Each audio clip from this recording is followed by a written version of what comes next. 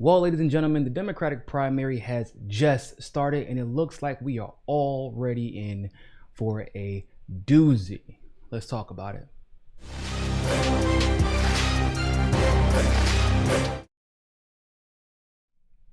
So the Iowa caucuses are today, right now, Monday, February 3rd. In the talk of the town, more so than the caucuses, is this new app that literally everybody seems to be having trouble with. People are having trouble logging in. People are having trouble getting verified. Some people said they can't even download the app. And right now there are reports saying that it may even hold up the caucus reporting for several hours, although the Democratic Party of Iowa are insisting otherwise. Now, I've talked about this app more than once. Just talked about this app last week. I said there's something weird about this app. There is. For several reasons. One being that, well, they wouldn't release the name of the developer. Would not release the name of the developer. Which was, it contrasted how they behaved last election, which they released the name of the developer, which was Microsoft. And they released it months in advance, which makes sense. Okay, makes sense, right? You want to make sure that everybody knows what's going on. You want there to be as much transparency as humanly possible. And nobody got hacked. No results supposedly were misreported, etc., etc., etc. Now, when you have a situation where the current front runner in Iowa is progressive, and when you know the history of Iowa, which is that basically everyone who wins the Iowa caucuses wins the Democratic primary, with the exception of Bill Clinton in 1992. And that's only because the person who won, Senator Harkin, I believe, was the senator of Iowa at the time. But, you know, obviously Bill Clinton went on to win the primary. But generally speaking, over the last 30 years, we know whoever wins the Democratic primary in Iowa wins the primary election in general. So, as a progressive takes over the polls, as Bernie Sanders himself honestly has built up momentum not only around the country but specifically in Iowa over the last 2 years, as he puts 100,000 plus people on the ground, as the polls are coming out and their establishment candidates are getting beat. You have an increased lack of transparency with the Iowa Democratic Party and the rest of the public as to who is developing this app. Well, it's finally been reported who developed the app. Now, this app was developed supposedly by partnering with the Democratic Party's security team and a company called Defending Digital Democracy Project.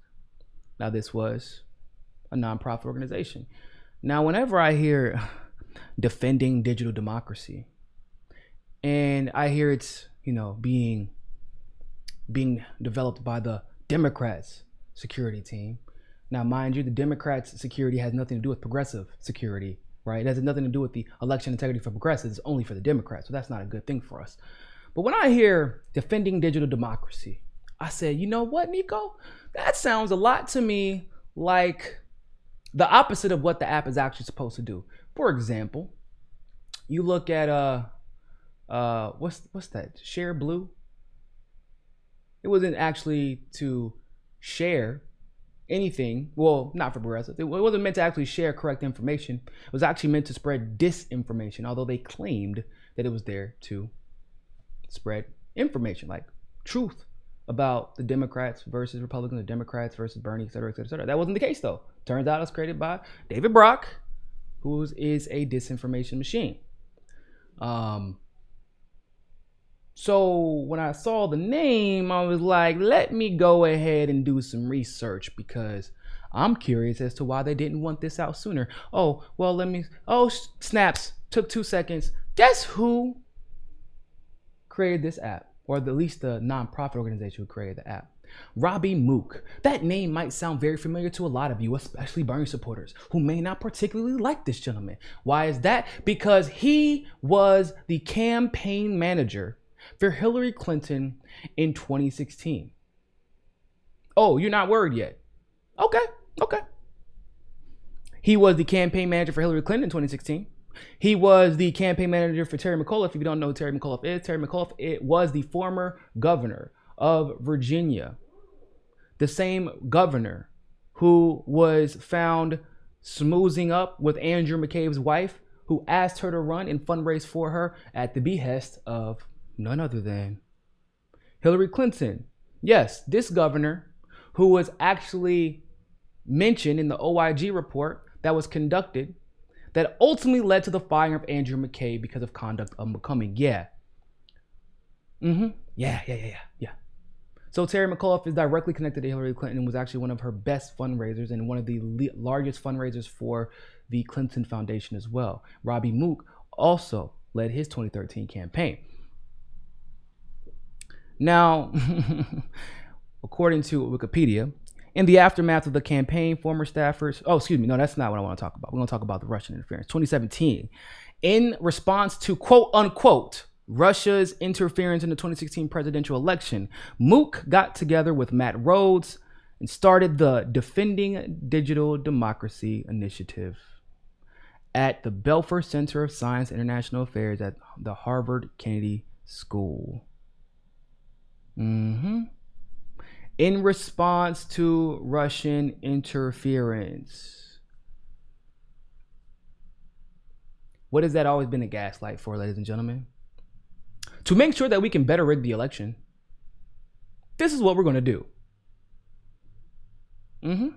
Yeah. In other words, ladies and gentlemen, expect there to be diverging results. Expect there to be some chicanery going on, some hoopla, some nonsense, okay, some buffoonery, because like I just said, ladies and gentlemen, Hillary, this is why we should be worried about this. What do we have a problem with in 2016?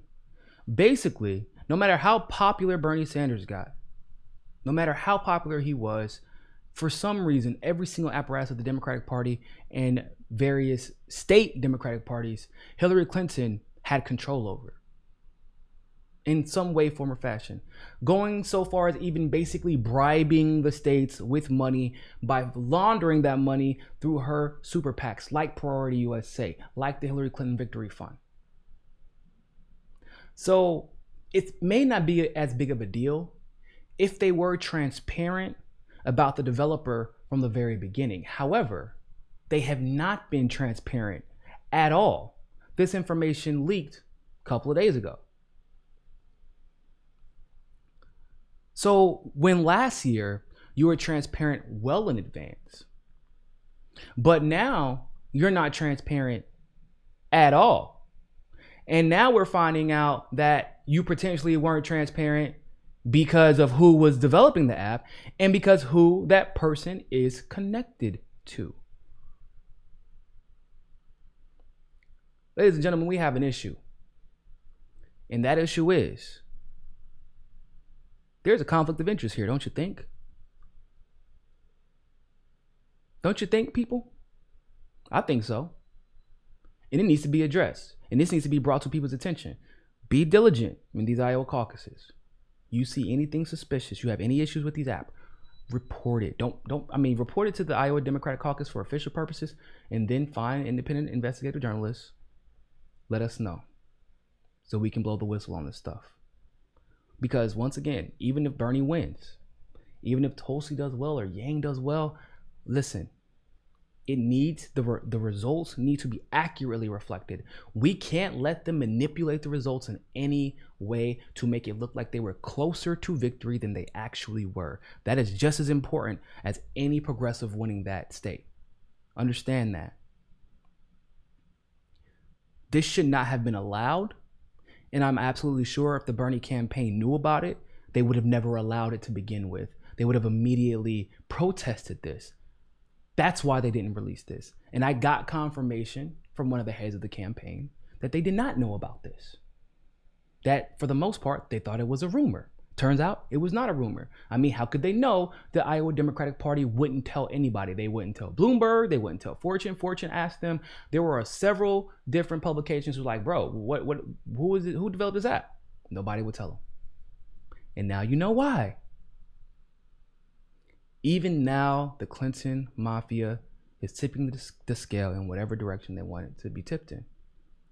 And this particular company, by the way, is not an expert by any stretch of the imagination in cybersecurity. That's not their specialty. So where do we go from here? Just go pretend like this isn't a big deal. So share this video. Let everybody know to watch out. Watch out, watch out, watch out. If Robbie Mook's company created this, that's the reason why they did not let anyone know until a couple of days ago. But because obviously a couple of days ago, it was too late to do anything about it. And here we are. So if you are there at the Iowa caucuses right now, document. You make sure you get the first count, second count, third count. Make sure you're hovering over their shoulders. Make sure when they report it, you check your precinct and make sure that the reporting was accurate. All right. And if you see anything different, you can contact me at Niko CSFB, or you can contact me at MCSE Network on Twitter as well. All right. Other than that, ladies and gentlemen, thank you all so much for tuning into this live stream segment. Well, actually, I guess this isn't a live stream. I'm so used to live streaming. But thank you for tuning into this segment of Mikasa Sukasa. And always remember, more than anything else, people, find your balance. Peace. Don't forget to hit that subscribe button and hit that notification bell if you like that segment of Mikasa Sukasa. Of course, if YouTube is giving you trouble, as it always does, you can download the Rockfin app and follow us there. Also, if you want to continue to help our show grow, you can help us reach our goal of 500 patrons on Patreon and donate as little as $1. Really, anything helps. Other than that, always remember, people, more than anything else, find your balance. Peace.